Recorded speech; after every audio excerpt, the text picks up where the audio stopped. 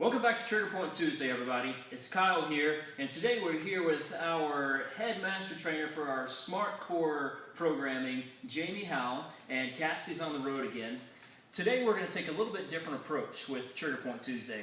Instead of using the myofascial compression techniques, we're going to use our grid foam roller. It's a little bit more of a sports-like massage as opposed to the deep tissue massage we get with the Trigger Point tools. So for today, we're going to go back and look at the squat. Now, a few things with the squat, and I'm kind of an alignment type of person, so we're going to ask Jamie here to get into proper alignment, my idea of proper alignment for a squat. So feet are going to be about hip or shoulder width apart. I want you to take and reach both hands to the sky. And now, as soon as you're ready, go ahead and drop down into a few squats. Notice the feet are straight. Pretty good alignment through the body. Let's see these knees here, how they're lining up. And if they're wobbling one way or the other, because we need that stability as we go through this. Keep going if you don't mind. And as we move up the rest of the body, all right, go ahead and pause there. Now I want you to do a 90-degree turn there to the left. And here we're going to look at a lateral view. So as soon as you're ready, go ahead and do a few more squats. Here, what we're trying to look at is the tibia and the torso.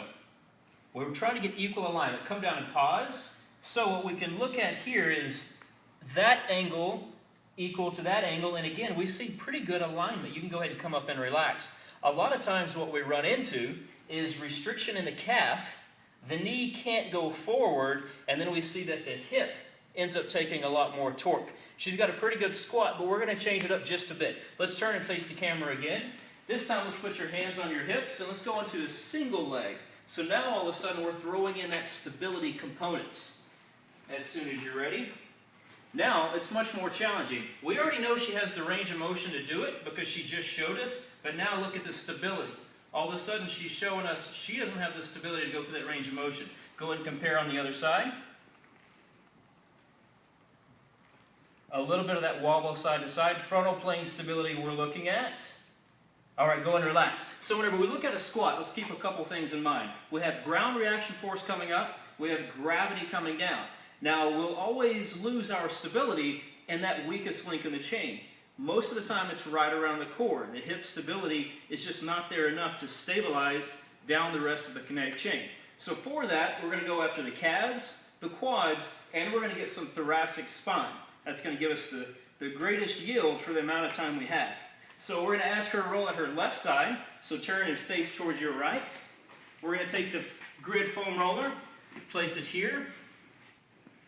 And to add compression, she's going to go right there. She's going right in the center of the calf. And for our programming here, we're going to roll. We're going to do a mash side to side and some scrubs. So as soon as you're ready, go ahead and show us that roll. Nice posture. She's breathing. We're going to go through about 5 of these.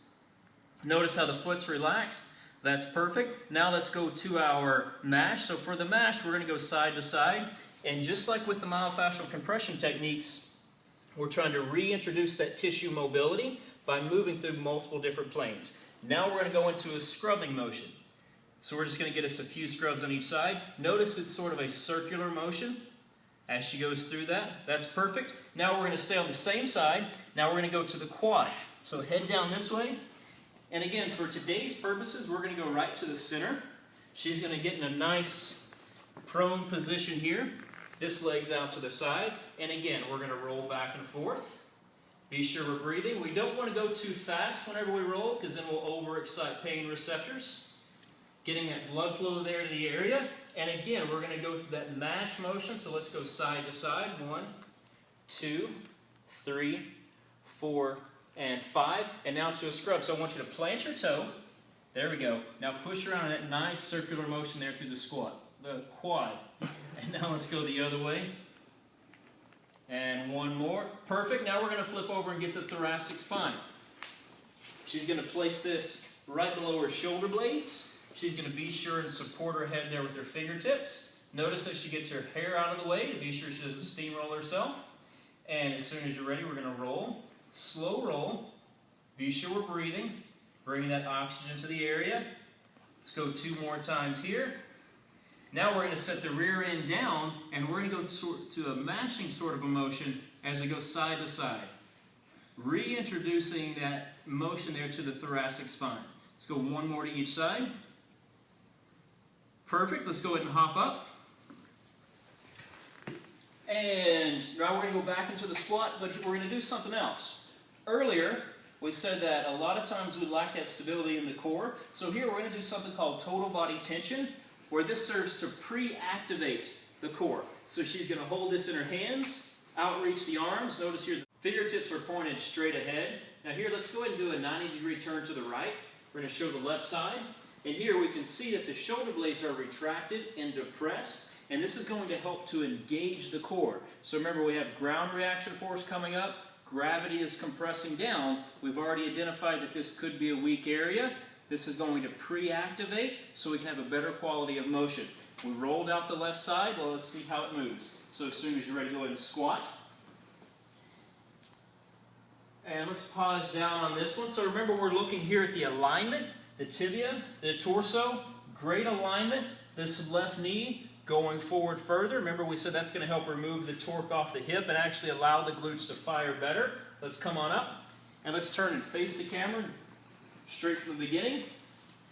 And as soon as you're ready, very good. And remember what we're identifying with here, nice neutral alignment. We want to check that frontal plane stability of the knees. Seems like a little bit less range of motion, but it's a greater functional range of motion. More stability, better control. Go ahead and come on up. Relax. How does that feel? Feels great. Very good. So today was a little bit different. We used the grid instead of the myofascial compression technique tools. More of that sports-like massage. So Trigger Point Tuesday, that's going to do it for us. Any questions, comments, concerns? I feel mobilized. Great. We'll see you next week at Trigger Point Tuesday.